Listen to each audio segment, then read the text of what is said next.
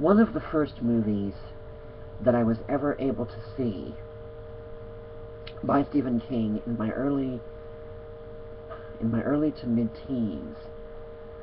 One of the few that did not have a negative impact on me, to say the least, was a classic, now anyway.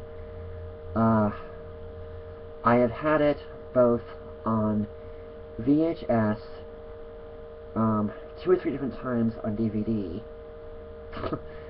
Don't ask. I've got my way of doing things. It's kind of hard to understand for anybody who's not me. That having been said, it's this one right here. Wait a minute. It is indeed Stand By Me, and it's not only one of the few at the time that did not have a negative impact on me, and for the most part still doesn't. There are parts, as with every movie, that you're not going to like, including me. For the most part, the only character that I did not, all of the scenes with this particular guy, who you may know or may not know as Kiefer Sutherland, his role in this movie was...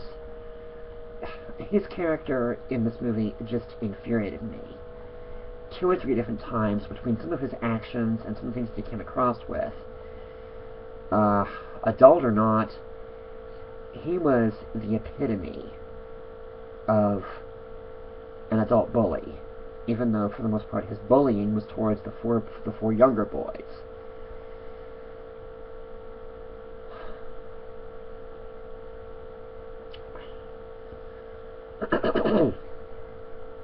One thing I really liked about this movie was that, yes, it was by Stephen King, but I've always been fascinated by stories like this to a degree, and for that alone, it will always have my praise. I also liked it for several different reasons. For starters, there was the cast, including Kiefer, even though I couldn't sing his character.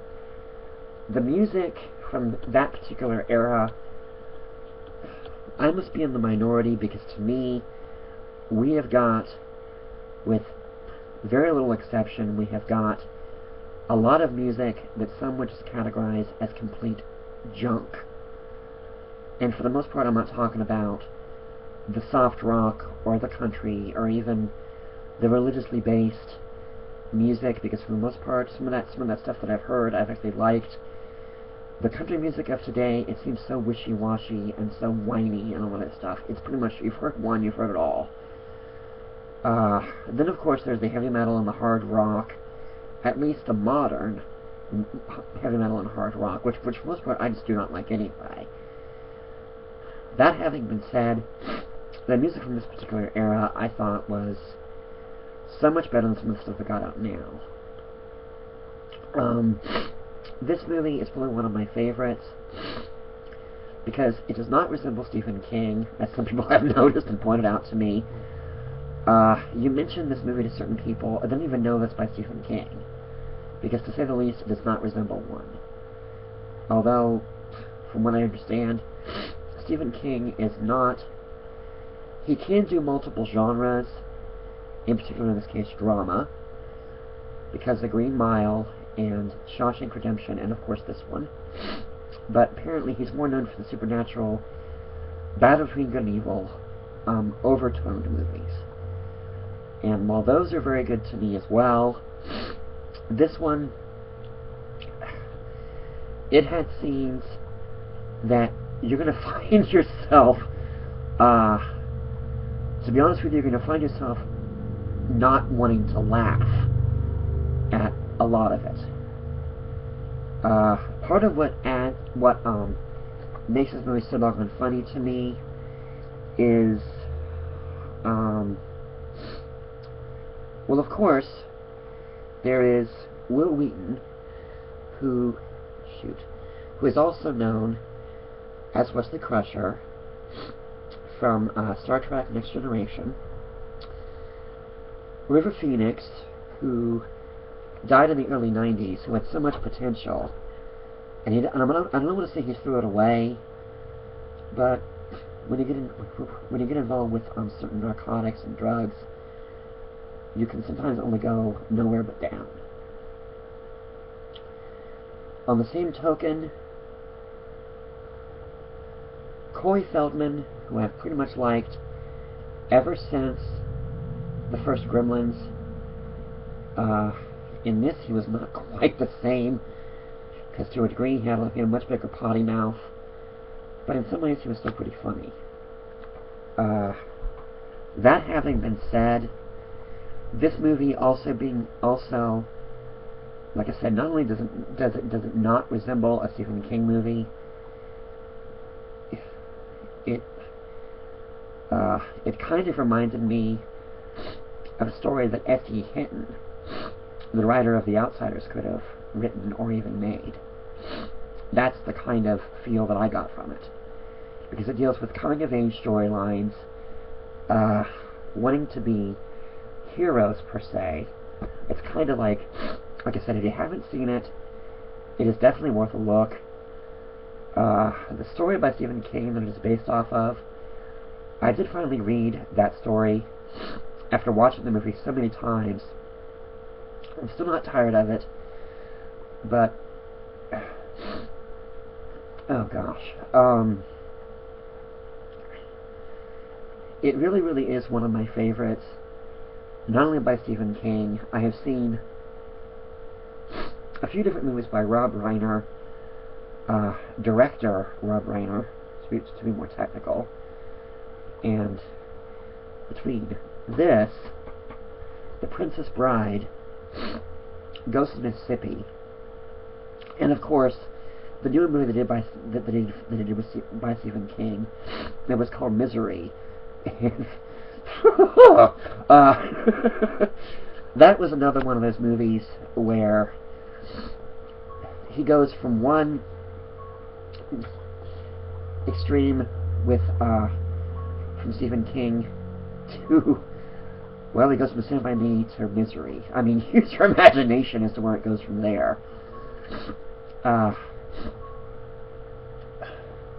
One thing that I've always liked about the DVD and the Blu-ray is one of the special features involves a retrospective, if you will, of what happened, what went on, Stephen King's take on the movie, Rob Reiner's, the remaining cast, aside from River Phoenix, who was obviously gone, and it was just, it's very informative. You may find yourself laughing at it or even relating to it in one way or another, if not both.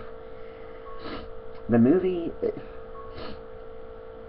I'm not gonna, Kiefer Sutherland, because he plays such a sadistic bully in this movie, you're gonna hate him anyway. Pretty much by the first time you meet him, you're gonna hate him. But in some ways, he motivates the boys to just keep going. He does not, I mean, his first appearance, yeah, you're gonna hate him, and in some ways you're gonna want to deck him right there. All I can tell you is, be patient, because by the end of the movie, in a subtle way, he gets a taste for some medicine. It not only made me laugh, but the way he gets this taste, the person that gives it to him, he does it in such an intense and, you look at this character that does this to him, and you want to look away, but the intensity in this character's eyes, to say the least, you want to look away, but you just can't. It is that intense, and this character has such a determined look on his face. Not only do you not want to look away, but you're going, you go, bud. You just let him have it. That was my initial reaction when I first saw it, and it remains that way to this day. Although, what this guy says to Kiefer, I don't want to repeat on here because I, for one, do not like to use vulgarity on YouTube, Facebook, or even Amazon. In fact, for the most part, I try to avoid it. at any cost. Let's just say that between what this guy says to Kiefer and the look on this guy's face, it's just like, ugh. You don't want to mess with this guy, considering he's got a pistol in his hand. That's the most that I'm going to give away with that scene, but once this scene comes up, you're either going to be applauding or I'm going to be like, you go. I mean, I don't like the idea of resorting to violence any more than anyone else does, for the most part. Like I said, this is one particular adaptation by Stephen King that does not resemble. You put Stephen King in front of it, and people who have seen it are gonna go, "What? This was a Stephen King?" I have heard a lot of people that have said things like this, and after The Green Mile and Shawshank Redemption, which I will get to later as well, at least The Green Mile, because I currently, as far as I know, I'm missing Shawshank, and I'm not sure what happened to it. On that note, this, as much as this movie does not resemble Stephen King, it is still very, very good with its coming-of-age storyline. The references to different 1950s, stuff like that, even if you're not from that era, you can still get a good feeling about some of the stuff that's discussed.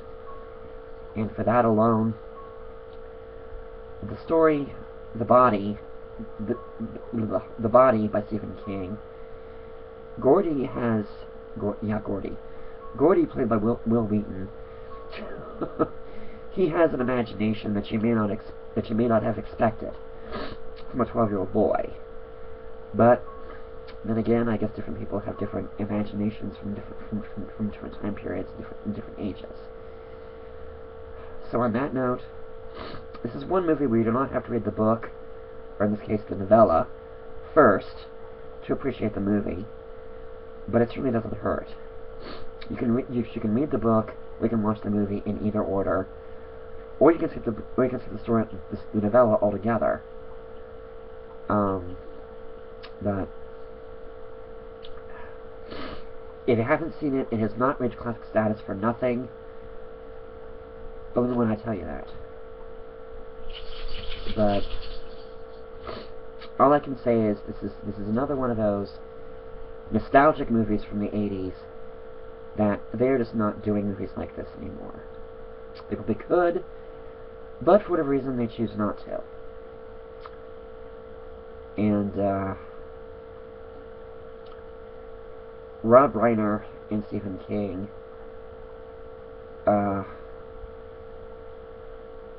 I would be glad to meet the both of you and just say, good job, to say the least.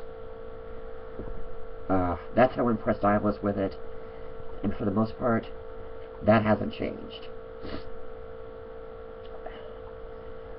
On that note, enjoy it, both my video and the movie. It's one of those movies that you may never get tired of, or depending on how open-minded you are, you may get tired of it after the first viewing. I'm still not tired of it, and I've seen it. I've seen it numerous times myself, but that also means that I still like it. So